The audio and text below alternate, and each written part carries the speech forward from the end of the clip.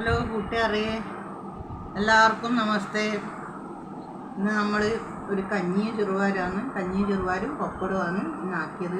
എന്ന് വെച്ചാൽ മഴയല്ലേ, പിന്നെയെന്ന് വെച്ചാൽ ഇപ്പം മീനോടൊന്നും നമുക്ക് അടുത്തുകൂടാല്ല. മീനിനെല്ലാം ഭയങ്കര വിലയല്ലേ. മത്തിക്കന്നെ 300 മേലെയായി. അതുകൊണ്ട് നമ്മളിന്ന് കഞ്ഞിയും ചെറുവാരും പപ്പടവും. നമുക്ക് പഴയ സ്കൂളിൽ പഠിച്ച കാലം ഓർമ്മ വന്ന് നമ്മൾ കഞ്ഞിയും ചെറുവാരും ആണല്ലോ സ്കൂൾ ആദ്യം കിട്ടുന്നത്. നമ്മളാ സമയം കഞ്ഞിയും വെല്ലടിക്കുക എന്നുള്ള സമയത്തിന് നമ്മൾ കാത്തു നിൽക്കല്ലോ സ്കൂളിൽ പഠിക്കുമ്പോൾ. അപ്പം അതിന് ഓർമ്മ വന്നു ഈ കഞ്ഞി എടുത്ത സമയത്ത്. അപ്പം ഈ ഒരു അവസരം കൂട്ടുകാരോട് പങ്കുവെക്കാമെന്ന് വിചാരിച്ച്. എല്ലാവർക്കും സ്കൂളിൽ പഠിച്ച ഓർമ്മയുണ്ടാവുമല്ലോ, നമ്മൾ കഞ്ഞിയും ചെറുവാരും നമുക്കാവുന്നു വെല്ലടിക്കുന്നതെന്ന്. അപ്പോൾ നിങ്ങളോട് പങ്കുവെക്കാമെന്ന്. അപ്പം ഞാനും ഭർത്താവും കൂടി ഇന്ന് വിചാരിച്ച് കഞ്ഞിയും ചെറുവാരും നമുക്ക് വെക്കാം. അങ്ങനെ നമ്മൾ രണ്ടാളും കഞ്ഞിയും ചെറുവാരും പപ്പടവുമായിട്ട് കഴിക്കുക. അതൊരു കഞ്ഞിയും ചെറുവാരിൻ്റെ കുടിക്കുന്ന ഒരു സുഖം വേറെ തന്നെയാണ്. അത് നമ്മൾ ചോറിൽ എത്ര മീനായാലും ഇറച്ചിയായാലും കഞ്ഞിയും ചെറുവാരിൻ്റെ ഒരു സുഖം വേറെ തന്നെയാണ് വെച്ചാൽ.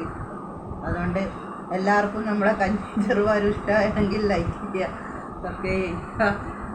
എല്ലാവർക്കും ഹൃദയം നിറഞ്ഞ ആശംസകൾ.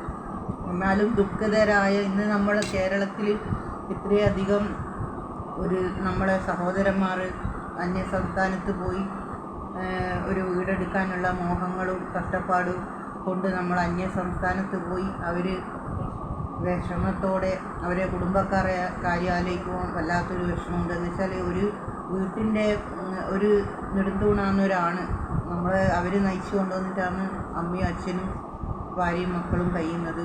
അത് വല്ലാത്തൊരു ദുഃഖം. എന്ന് വെച്ചാൽ നമുക്ക് ടി വി കണ്ടുകൊണ്ടിരിക്കുമ്പോൾ കാണാൻ പറ്റുന്നില്ല. അത്രയും ഹൃദയം പൊട്ടി വേദനിക്കുക. നമുക്ക് ഇത്രയേറെ വേദനയുണ്ട്. ആ വീട്ടിലെ അമ്മയും അച്ഛനും ഭാര്യയും അവരെ മക്കളും സഹിക്കുന്ന ആ വേദന സത്യം പറഞ്ഞാൽ വല്ലാത്തൊരു അനുഭവമായിപ്പോയി. ഇങ്ങനത്തെ ഒരു അനുഭവം ഇല്ലാണ്ട് നിൽക്കട്ടെ എന്ന് പ്രാർത്ഥിക്കുന്നു. ആ മരിച്ചവർക്ക് ദൈവമേ മനഃശാന്തി കൊടുക്കട്ടെ എന്ന് ആ മക്കൾക്കും ഭാര്യക്കും അമ്മയും അച്ഛനും അവരെ ഇഷ്ടത്തിൽ എല്ലാവരും സഹായിച്ച്. വീടിന് വേണ്ടിയിട്ടാണല്ലോ നമ്മൾ അന്യ സംസ്ഥാനത്ത് പോയത്. ഭർത്താക്കന്മാർ അവർക്കൊരു വീട് ആക്കി കൊടുക്കണേ, അവർക്ക് വീടാവണേ എന്നുള്ള ഒരു പ്രാർത്ഥനയേ ഉള്ളൂ.